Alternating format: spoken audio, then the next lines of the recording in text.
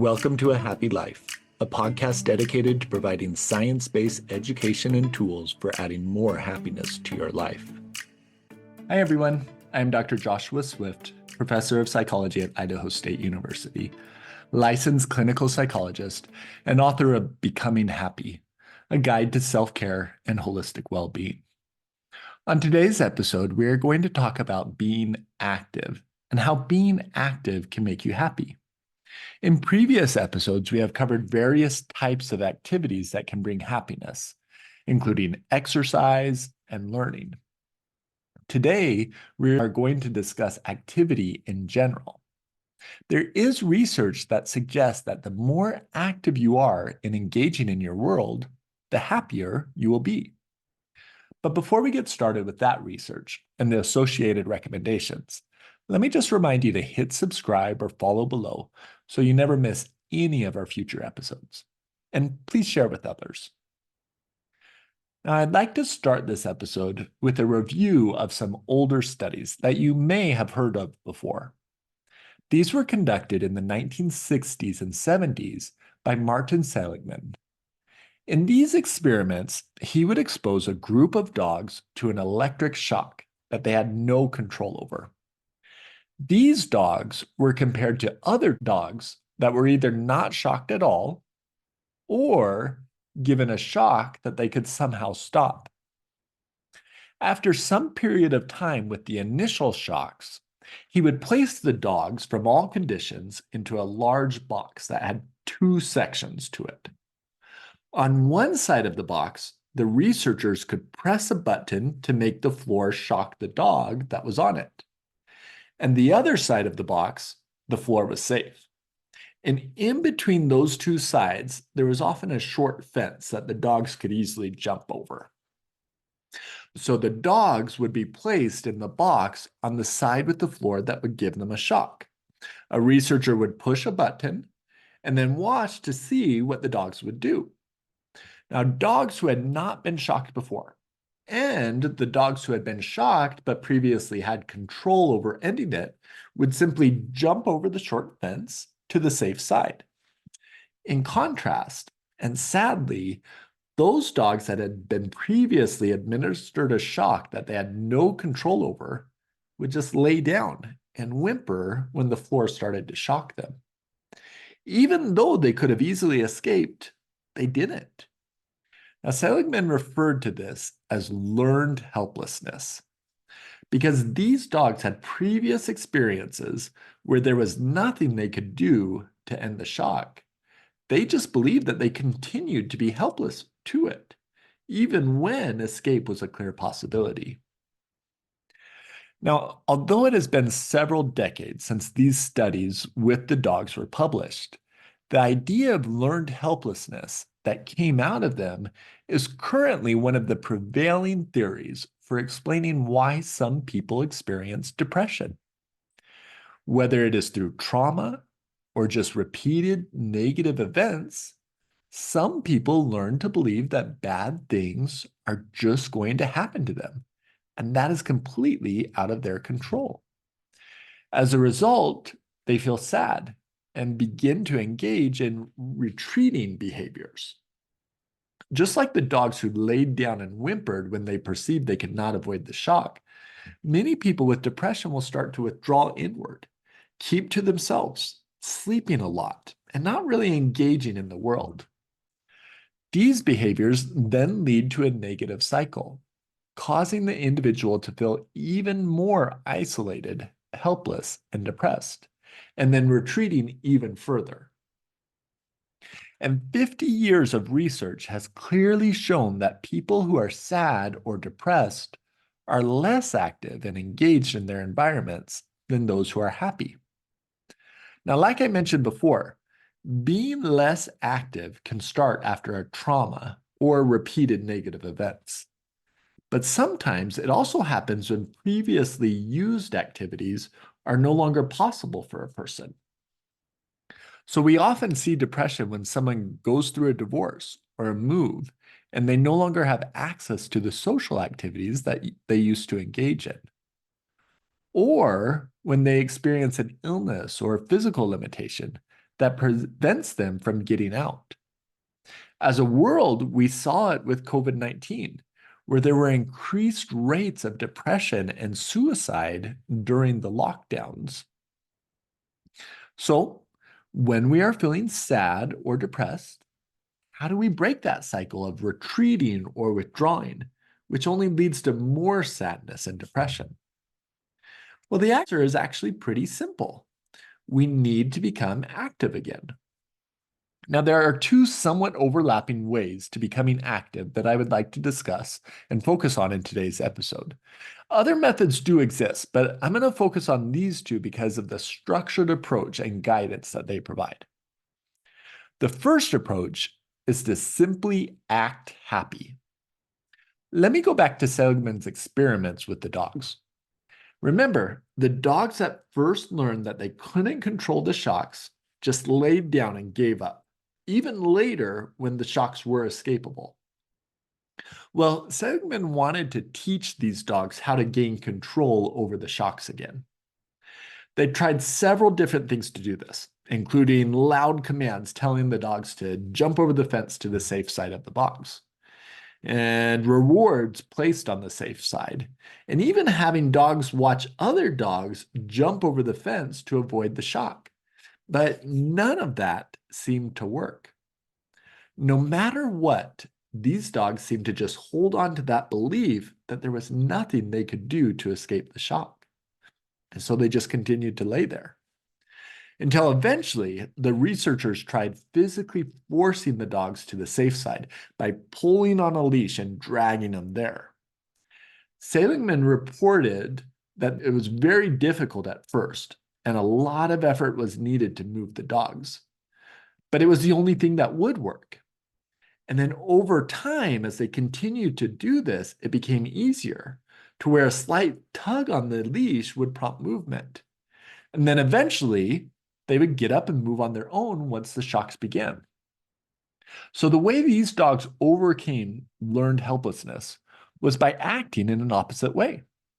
They didn't want to do it, and they didn't believe it would work, but by acting in that way over and over again, even though it was forced, the new attitudes and beliefs eventually sunk in. And we can do the same.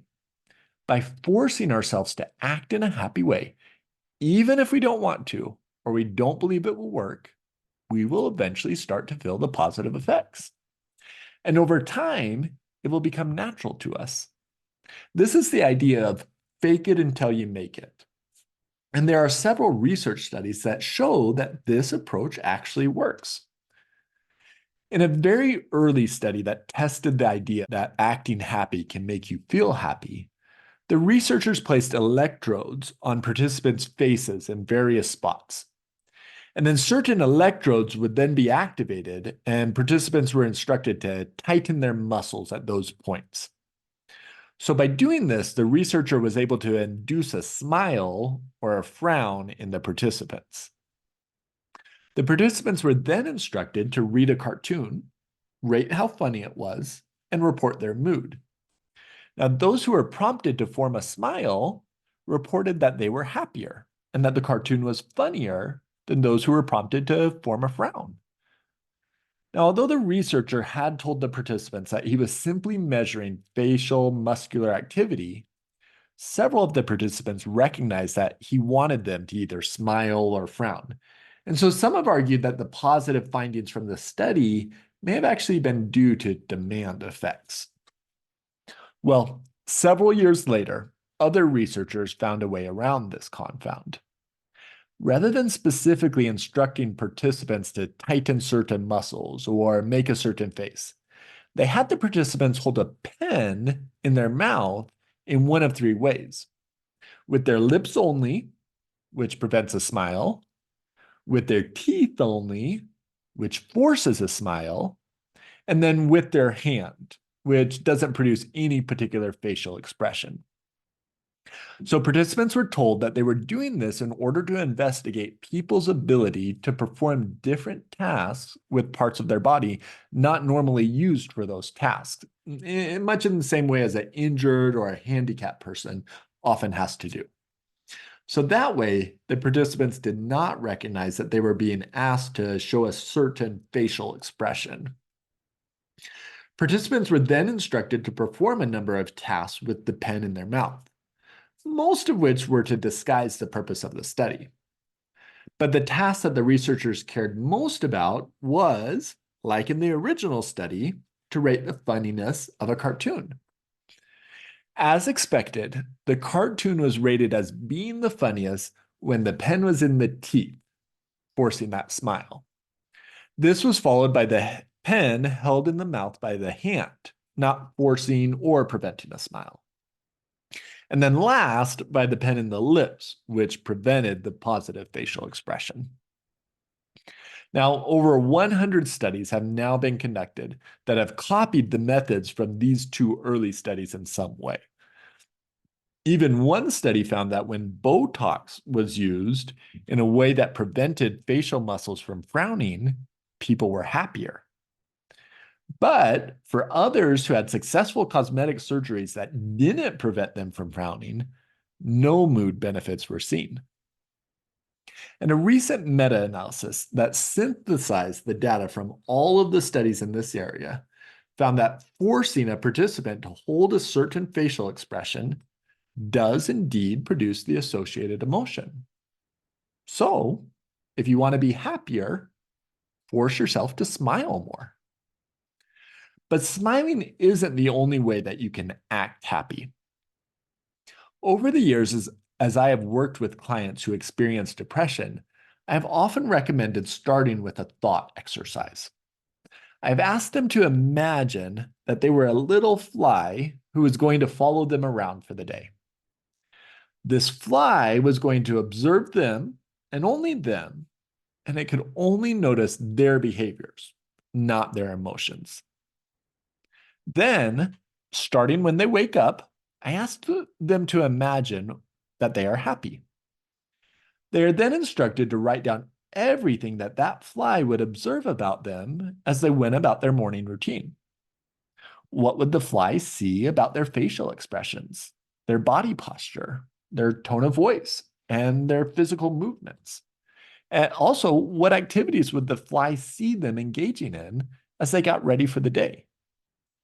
Now, this thought exercise is then repeated with several different daily activities, such as commuting to work, interacting with family members or friends, engaging in downtime, eating dinner, shopping at the grocery store, and so on.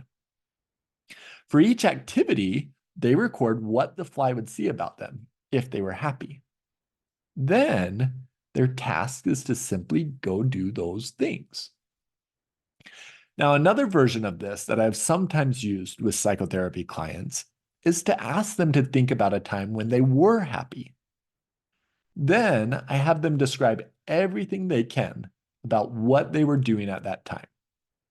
I tell them to forget about the situation they were in and the actions of others, and just tell me about their behaviors.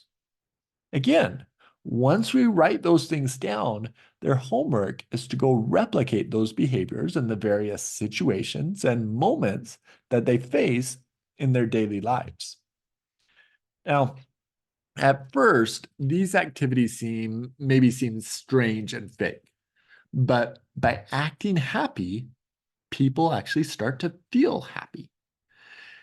And it is thought that this happens because our brains receive the physiological feedback from our bodies. Just like when we touch something that is hot, the nerve endings in our fingers send a message to our brains, which then interprets the pain and sends a message back out to our muscles, making us remove our finger from that thing. When we act happy, our muscles and sensory organs send messages to our brains, telling them that we are happy. Our brains then release our happy hormones, causing us to actually feel the positive emotion. And this can produce a small immediate effect. And if we continue to consistently do it, it can lead to more long-term boost in our mood. Now, the second approach to boosting our mood is somewhat similar to acting happy, but it focuses a little more on the activities that we do rather than how we do them. This approach is called behavioral activation. Behavioral activation was first developed as a treatment approach for depression in the 1970s by Peter Lewinson out of the University of Oregon. The basic idea behind behavioral activation has its roots in research that I previously mentioned, that people who are depressed engage in fewer pleasurable activities than those who are happy. Theoretically, then, by having people start to engage in more activities, you might be able to move them from a depressed state to a happy one. Now, this sounds simple, but research shows that it actually works, and it works very well. In fact, over the past 50 years, behavioral activation has been empirically tested through several clinical trials, and it is now considered to be one of the most strongly established and well-supported treatments for depression, even outperforming cognitive therapy and pharmacotherapy in some studies. To do behavioral activation, you start by monitoring your mood and actions. Each day, you write down what you did, how long you did it, and on a scale ranging from 0, no happiness, to 10, extreme happiness, how you felt while doing it. Just by recording in this manner, you might notice some things. First, by adding up the points for each activity that you wrote down, you can find a total happiness score for each day and week that you have tracked. Second, you can get a general idea of what activities make you happier than others. From there, you can create a list of potential activities that might bring you happiness. These can be activities that were rated highly on your monitoring sheet, or activities that you know have worked for you in the past. Once you write down several possible activities, you would then give each one a potential happiness rating, also from 0, no happiness, to 10, extreme happiness. Then, at the start of each day or week, make a plan that schedules some of those activities in. If during the previous week you felt like you were generally sad or depressed, your plan should provide more points than what was previously obtained. So you would be getting in more pleasurable activities. If you were generally satisfied with the previous week, then plan for a similar number of points again. After you create the plan, just seek to carry it out. Now, you may not always feel like it, but force yourself to stick to your plan. You may also have to be flexible at times. For example, perhaps because of weather, you can't go for the hike that you had planned to do. So instead, you can look at your potential activity list and see that painting is rated similarly to hiking. So you can just swap those activities out.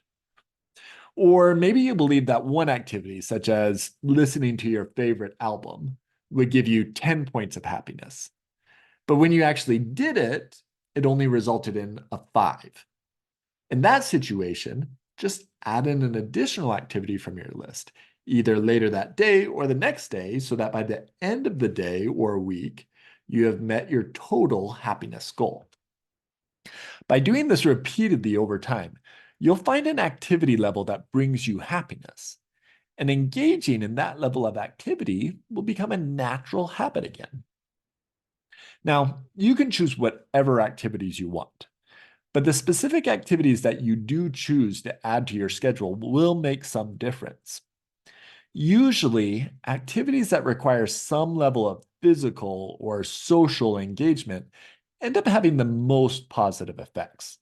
So, going out to watch a movie at the theater with a friend usually works better than watching a movie at home alone. And activities that provide exposure to nature and the sun are often better than those that keep you indoors. So maybe walking outside is usually more effective at producing happiness than walking on the treadmill. But personal preference also comes into play.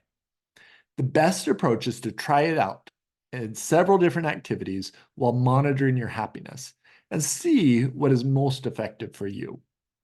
In the end, any activity is better than none. Now, as I have talked about these two approaches, acting happy and behavioral activation, I have focused on how they can be used to combat sadness. But they can also be effective in making you happier, even if you currently are not depressed. And they can even be preventative. Research has shown that stressful life events have less of a negative impact on one's mood and life when that person is already engaging in pleasurable activities on a regular basis. So, in summary, if you want to be happier, try engaging more in your environment. Either fake it until you make it and act in a happy manner, or purposely plan out more pleasurable activities for your daily or weekly schedule. As you work on either one of these approaches, be patient with yourself and keep going, even if they don't seem to help at first. With continued practice and time, they should bring more happiness into your life. Well, thank you for joining us today on A Happy Life. I hope you enjoyed the conversation. If you haven't done so already, please hit subscribe or follow below to receive notification for all of our future episodes. And please share with others. Take care until next time.